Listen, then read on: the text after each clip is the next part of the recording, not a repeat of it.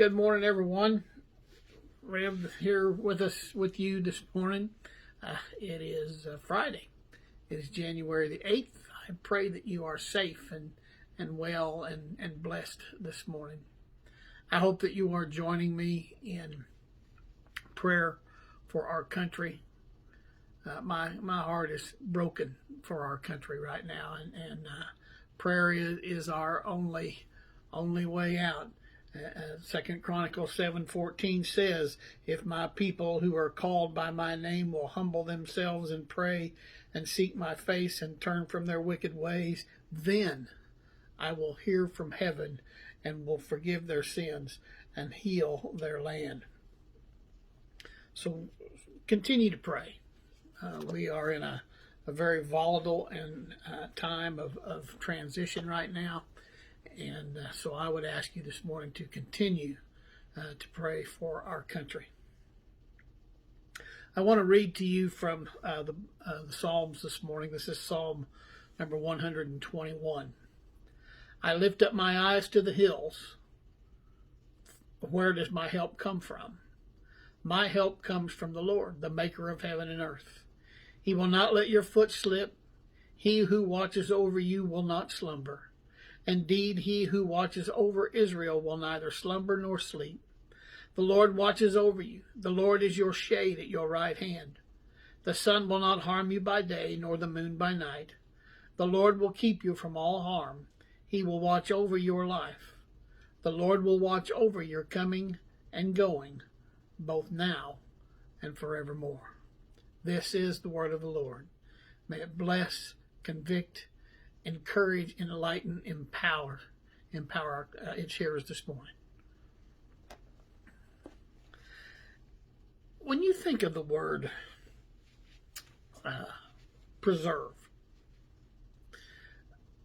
what images come to your head? More than likely, images of food sealed in a plastic bag tucked away in a freezer would come to mind.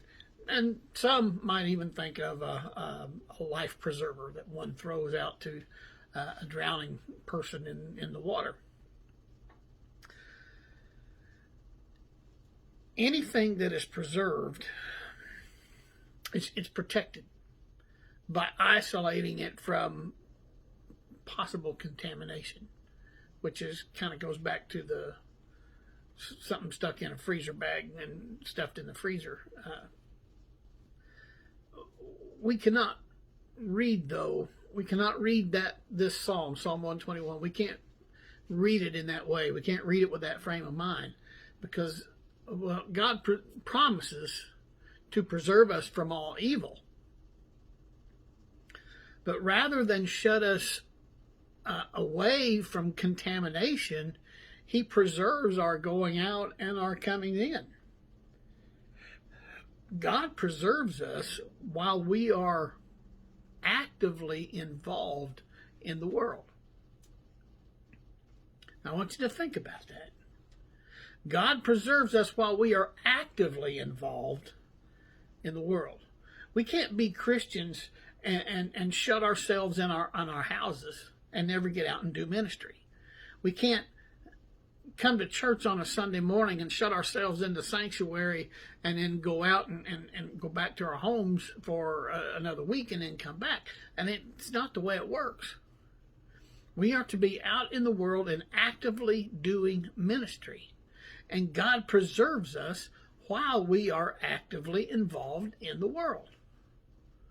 So the next time that you think like, or you feel like running or hiding from the language that maybe you hear in the workplace or out at the grocery store or out at Walmart, we tend to want to just kind of move on around and not listen. Well, I mean, we don't want to eavesdrop, obviously, but just a lot of us don't want to hear that kind of language. Now, I know a lot of Christians that use that kind of language, which kind of upsets me, but it doesn't mean that I turn and run from them when I'm in conversation with them. We shouldn't be running from or hiding from the crime that's in our neighborhoods or our country, such as what we saw on Wednesday. We should turn to this psalm and learn more about God, who is our preserver. God made heaven and earth. He didn't sleep. He doesn't sleep. He doesn't slumber.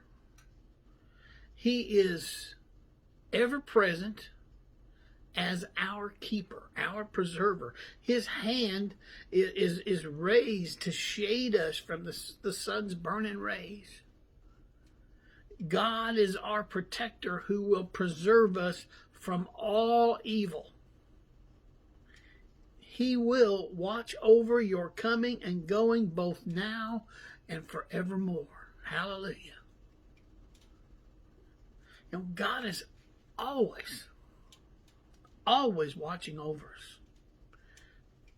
Even in the midst of chaos, the midst of disorder and uproar and mayhem and upheaval,